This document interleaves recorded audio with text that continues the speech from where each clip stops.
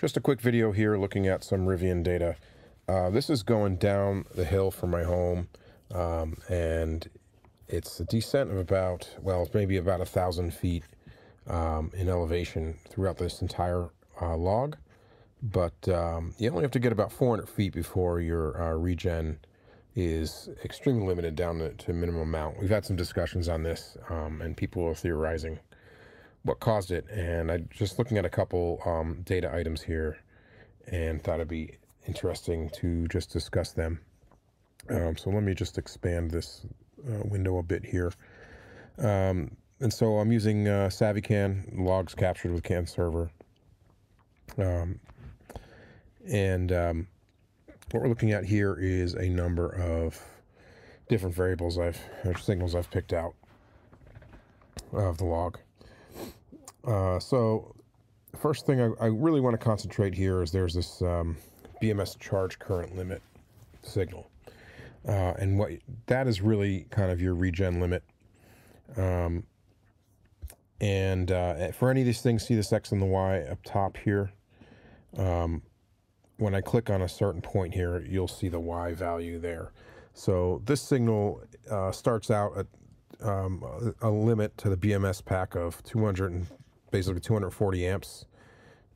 It does this very apparent knockdown of 218, and then 203, and then 130, and then finally it drops to 72 or 74, thereabouts. And so this is the regen limit. In fact, I forget at which point, but I think it's this steep drop here is when you'll get the UI message on your dashboard telling you, and a little ding dong. And it's nice that the truck notifies you. But this is really quick. I mean, this is only a couple minutes in, or even less, going down my hill. I see this no matter what. And my point here is this is not a cold pack. This is not a fully charged pack. And so to prove that here, I've got a variable here. This is state of charge maximum, which is not the user state of charge. This is a couple percent higher. There's a couple different state of charges in there. And this is the potential maximum state of charge if things were furthest off. But the point is there, this is showing that I'm charged to about 75%, which is it. So what I did is I charged to 75%, as I typically do, and then I drive up the hill a bit. So it was at 73.5 or something to the user. But it's showing that it can't definitely be more than 75. So we're not getting anywhere close to 100%. This is a fractional, so you would see this go higher over time. We're definitely not hitting 100. Another related thing is pack voltage. So there is a maximum voltage here, and this is the kind of do not exceed voltage. I may have to actually move this a bit to see that red line up there. There we go. So that's showing 449 volts, and we are getting close there. You see that one of these regens we hit 437, 440, but we never quite hit that mark. So we're not really bouncing off the maximum pack voltage. I mean, potentially it's no doubt limiting it close to that, but we're further away from it here when it's limiting. And some people mention temperature. So I have a couple temperatures on here. First of all, here's the pack temperature, and it is solidly at around 18 Celsius, and you don't see it budge at all because of course the pack is huge. So it's not like the pack is going over temperature. These are motor temps, motor front right, rotor temp. You see that's also basically 20 C. Not a problem. There's a stator temp, and we do see that warming up as we go down. 150 C, but and I believe these are estimated. They're not actual sensors, but it's not like we're seeing it bounce off some top and limiting itself and roasting itself and then it coming back down as we might see with a charge log. So it's not temperature related. It's just something I believe they've programmed into the pack, into the BMS to only allow a certain amount of energy regen before you deplete it again. I believe it's just a software, and once you get over the amount, they start cutting it down. I mean, like, we know this is charging, the charge current capability is over 500 amps on CCS, so it starts at only half that. It very quickly goes down. And so I understand, like, you might be cranking the coolant faster when you're doing a fast charge, but it just happens so quickly.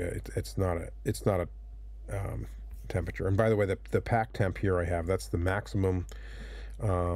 So you have a minimum and maximum. So of all the cells in all the set temperature sensors, I should say, this will be whatever's the hottest. And so, like, again, nothing's overheating here. So what else do we have? But anyway, so what we have is pack current here, and also one of the motor currents.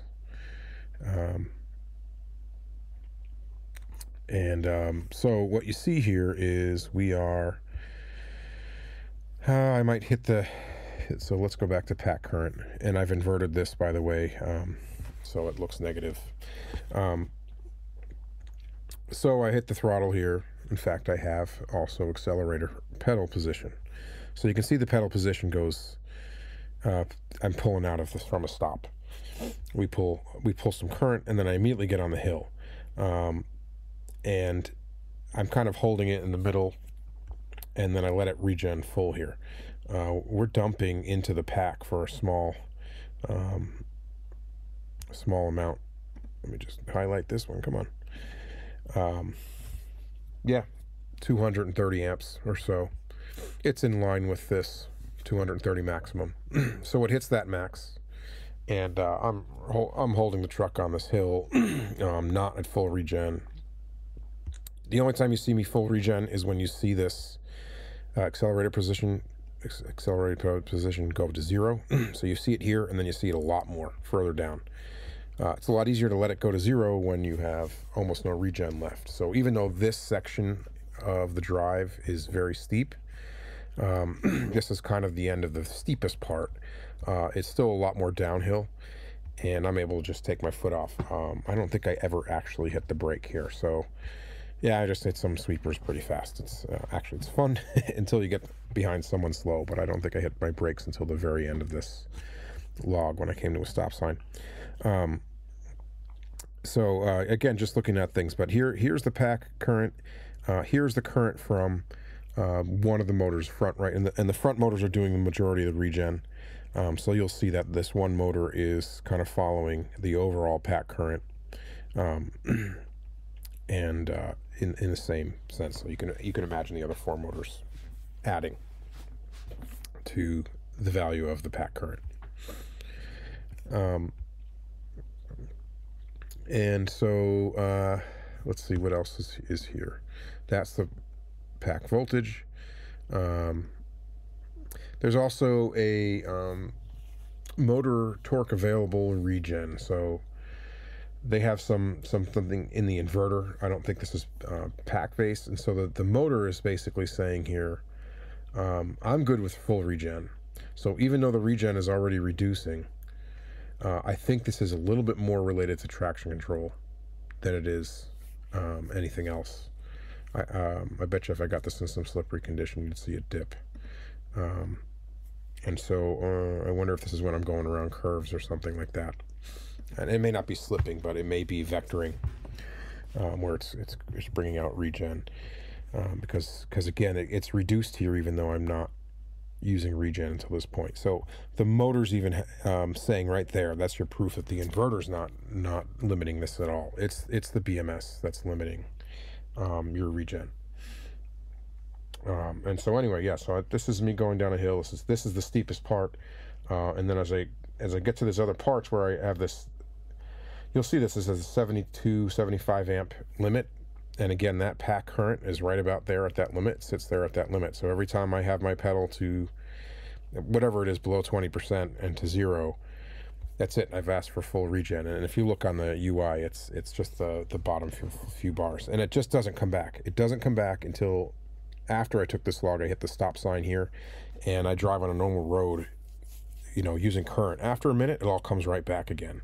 But for some reason, Rivian, and I'm sure it's just a sense of safety for the pack, they're artificially limiting the regen current. It's definitely not temperature related. If it was temperature related, you would also limit propulsion limit, because that's drawing the same amount of current and creating the same amount of temperature.